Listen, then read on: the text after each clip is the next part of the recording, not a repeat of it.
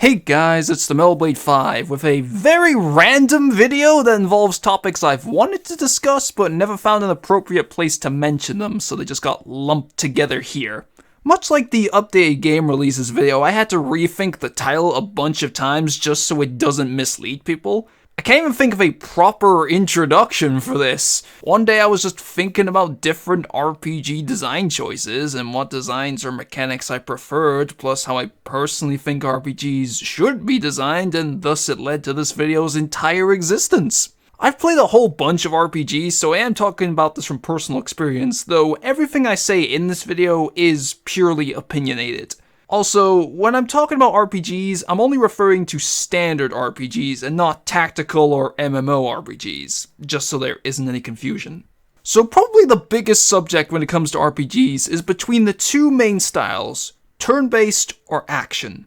Turn-based is seen as the classic style, as it was basically the only style when the genre was first created. But that plays into a common impression I get when I see most people talk about turn-based RPGs. It feels like many people view turn-based as an outdated format. I get this from seeing how a lot of games appear to transition away from that style. Like Final Fantasy started out as turn-based and stayed that way for many years until the series transitioned to action instead. And almost every RPG series that started on a home console in the 2000s and onwards was action in the first place. Nowadays, turn-based RPGs feel super rare when it comes to how many are made compared to action RPGs. Or as far as I'm aware, I can't claim to know every single RPG in existence. But I honestly prefer turn-based. Don't get me wrong, I'm not opposed to action RPGs, and I still really like playing them as well. It's just that between the two, I feel I get a bit more enjoyment out of turn-based ones. The main reason being that I think turn-based has a little bit more strategy to it, as you more often have to plan out how you want to fight the enemies and bosses and anticipate their attacks while simultaneously managing your resources like items and MP, which I think opens up more opportunities to devise strategies and setups with what skills you want to use in what order and what characters you need to execute that strategy, as an example. Whereas with action, I think there are some cases where you could probably get away with just brute force and simply mash the attack button to defeat enemies. I'm not saying that's what they boil down to, and I certainly don't do that unless I'm fighting an enemy far lower level than me, but I can imagine some people doing that. There is still a ton of strategy in action RPGs. I devise plans with skills and party setups in them all the time, but I feel it's a little less pronounced compared to turn-based. Plus, turn-based has the kind of strategy I more so prefer. The other reason is, admittedly, because I'm better at turn-based RPGs. With action RPGs, as everything is in real time and you're moving in a 3D space while you're fighting, I now have to take account of things like how far I am away from the enemy when needing to hit them and avoid their attacks, which I'm not the best at consistently succeeding in addition to other things like the range of the enemy or boss's attack, where I sometimes have a hard time avoiding them due to what feels like the character's slow moving speeds, although I could just suck. There are other things like me occasionally being blindsided by an enemy because they were out of the camera's view or terrain effects depending on the game, but that's the main gist of it. Sometimes there are certain features that can only be present in action RPGs that can result in moments I find incredibly frustrating. As much as I like the game, I think Xenoblade Chronicles 2 contains some prime examples of this. Part of the reason why I struggled with most of the bosses in this game was because of what felt like some of the action-based features actively hindering my ability to fight and placing a severe handicap on my skills. This was most apparent in the battles against Akos, Petroka, and Mikal at the same time, and Malos when he uses Monado arts, simply due to the knockback. My god, the knockback! Both of these bosses use an attack that inflicts knockback upon being hit, no matter how far you are away from it. And when that happens, you become a sitting duck for what feels like an eternity as you get hit by other attacks before the characters eventually get back up, and you have to walk all the way back to the boss so they can get back to hitting them, but the characters walk so slow when in battle. Rinse and repeat. Even when equipping accessories that reduce the chances of knockback, it still happened like all the time. Both these fights took forever for me to beat, even after a bunch of level ups, with me constantly tearing my hair out, despite all the laughter I got out of knocking a Malphus down the pit less than a minute into his fight. Why couldn't Nia alter Malice's cells every time he was on screen after that point? With turn-based, it becomes more about me using my head rather than my thumbs, with everything being straight to the point. You select a command, and they do it. The attack hits, or it might miss, so I don't have to worry about that kind of stuff. Even with games that have action commands like Paper Mario and Mario & Luigi, I'm much better at consistently succeeding with most of them compared to some of the things you may have to do in an action RPG. So I generally end up with a fewer number of frustrating moments combined with feeling like I'm actually good at the game. In contrast to the latter point, during the early portions in Tales of Vesperia, I thought I sucked at the game because I wasn't getting very good scores. That was until I got Rita and later Raven because they are the best. I've been thinking about this view a lot lately because of the Fairy Tail game, as I see numerous people turned off by it being turn-based. Well, I'm thinking, I'm not bothered by that. In fact, I probably welcome it. I can't wait for Sting's boss fight to have you do nothing so he'll just surrender. He's just standing there, menacingly!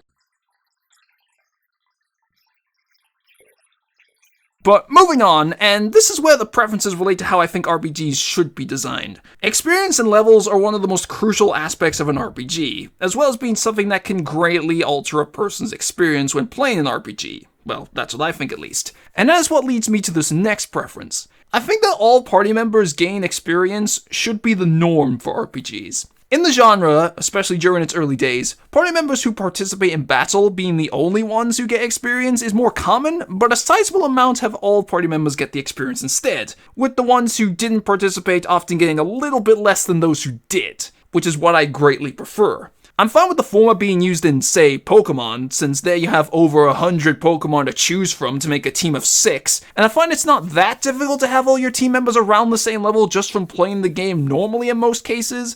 But in any game where you have a set number of party members that join you across the story, I think it should take the latter approach. Whenever I start playing a new RPG, I ask myself, do inactive party members gain experience? And if the answer's no, I don't quit playing, but I do feel more comfortable playing games with that feature. I find it to be much more convenient that way, as everybody is around the same level, and thus it means you're less likely to have to grind in order to manually keep everyone equal like a Soviet Union player.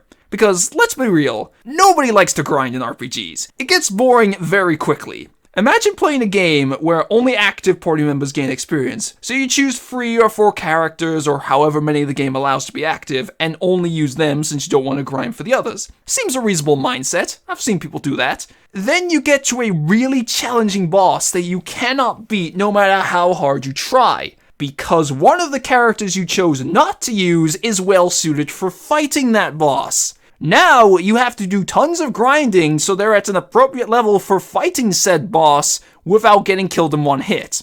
That's the kind of thing I worry about in all games that answer no to my question. I like to keep all party members around the same level anyway, but even constantly making sure of that still involves grinding and using up time that could have been saved if the inactive party got experience anyway. Furthermore, it kind of discourages people from using all the party members for those who do choose to only use 3 or 4 characters for the whole game, and personally it always bothers me when this small party full of cool characters has some who never get used. I always imagine them just sitting off in the sidelines with nothing to do and feeling useless. It almost defeats the purpose of having a party in that case. Granted, you could argue that it wouldn't be realistic as the inactive party members aren't doing anything, so getting experience wouldn't make sense. However, 1, RPGs are hardly realistic to begin with, and 2, I think realism can be sacrificed in favor of what I think equates to a better gaming experience. Though I often question from an in-universe perspective of why they don't just have all the party fight together, as there are barely any RPGs I can think of that give an explanation for why only a certain number of characters can fight at a time. Actually, I've had an idea for an RPG for the past few years that I feel very passionate about, where I came up with a mechanic where inactive party members would grant the active party a passive ability in battle. For example, the thief character could slightly raise the chance of an enemy dropping a rare item, and the healer could have a chance of healing a little bit of HP to one of the active party members when they're not fighting. That way, the inactive characters can still contribute in the fight, which can also act as the explanation for why they get experience. It does need work, since I need to make sure these passive abilities aren't overpowered and that they're not as good as simply having the character fight to encourage the player to actually use them. And now that I've said that, somebody's going to steal that idea, if it hasn't been done already. And this RPG's probably never gonna happen anyway. When discussing this opinion, I am talking about a general overview of RPGs, and depending on how some that answer no to my question may handle this, it might not bother me there. As for the last of these preferences, which somewhat also has to do with grinding, is to do with difficulty. Specifically, random difficulty spikes. What I mean by that is there are a decent amount of RPGs I've played where throughout the whole game so far, the difficulty's been relatively fair, but then it suddenly increases by a huge amount for one boss fight, and once defeated, the difficulty goes back to how it was. Often this forces me to grind when I never had to do so before, so I can get the party up a couple or potentially a ton of levels just to make the boss fight fair. In RPGs, I rarely skip battles, only really avoiding enemies that I've already defeated and have just respawned, and in Pokemon I make sure to fight every trainer in the game, also I can get as much experience as possible to be fully prepared. But even then, there are times where a boss is so much harder for that point in the game due to its damage output, or abilities, or whatever, that it still isn't good enough. I think that boss fights in RPGs should have a nice gradual increase in difficulty, so that as long as you don't skip the majority of battles, you should naturally be at a good enough level for fighting a boss without having to grind. And for some reason, when this occurs, it's almost always some random boss who comes out of nowhere and has no significance on the story. It's rarely a boss that is plot important. Going back to Tales of Vesperia, after getting Rita and remarkably improving at the game when playing as her, I was experiencing a fun, fair challenge in battles from that point. That was until this giant wolf boss randomly showed up, and it kept doing a ton of damage with every attack to all party members, combined with being stupidly fast. I kept trying over and over until I had to grind despite already fighting most enemies that appeared, only skipping a couple that appear on the overworld. After getting a couple more levels, it still wasn't enough, so I had to do more until I beat the wolf with sheer luck and running away from it after attacking. Then the difficulty was perfectly fine after that. What did that wolf have to do with the story? Nothing! The only exception I would make to having a boss be significantly harder for the point in the game you first encounter it is if it's a super boss, where the whole point is that it's a ridiculously hard boss, the hardest in the game, that is often hidden and easy to avoid, as well as usually being intended not to be fought at the earliest opportunity. Because I don't like grinding due to the repetitiveness and mind-numbing process of running around the same area and fighting the same regular enemies over and over again without making story progress, facing a major difficulty spike on a boss is actually one of the main reasons why I could start an RPG, but never end up finishing it. Just cause I come to the realization that I need to grind, the idea sounds daunting to me, so I put it off because I can't be bothered to do it right now, and I never end up playing it again because that thought keeps coming back to me. This is precisely what happened to me with Tokyo Mirage Sessions. Man, it's been years since I last talked about this game. It actually feels kind of nostalgic. I get to the fight against Aversa, the boss of the first freaking chapter, and despite fighting every enemy in the dungeon on the way, in addition to all the enemies in the prologue, I could not, for the life of me, do enough damage to her or recover enough from her attacks, as well as not having skills on all the characters necessary to make long chains of attacks before she could bring back her minions and destroy me. So I had to grind off of enemies in the dungeon, and after gaining several levels for all characters, I managed to beat her. Then, in the dungeon for Chapter 2, once again, I fought every enemy on the way, but after the first room, this random mini-boss showed up, and it did tons of damage with every attack. I tried multiple times, but nothing worked, so I knew I had to grind again, but I didn't feel like doing that right then, so I decided to save it for another time, and I never went back to the game again because I forgot about it. Even though I really enjoyed the game's combat system and mechanics despite how weird of a game it is, the seemingly huge spike in difficulty with the bosses ultimately made me stop playing it. I had been meaning to continue playing the game for the past few years, but I just keep forgetting. So I decided to give the game a second chance with the Switch port when it comes out, since it has extra stuff, and it didn't make it far in the original game to begin with. Of course, boss fights should still be challenging, but not to the point where it feels impossible to win even when you've gained as much experience as possible while playing through the game at a normal pace. Unless it's an unwinnable boss fight. Well, that was everything I wanted to say, as those are probably the three main things that stand out to me when I think about what I prefer when it comes to the design of RPGs. But for everyone watching, they just saw a 20-year-old man rant about things nobody cares about.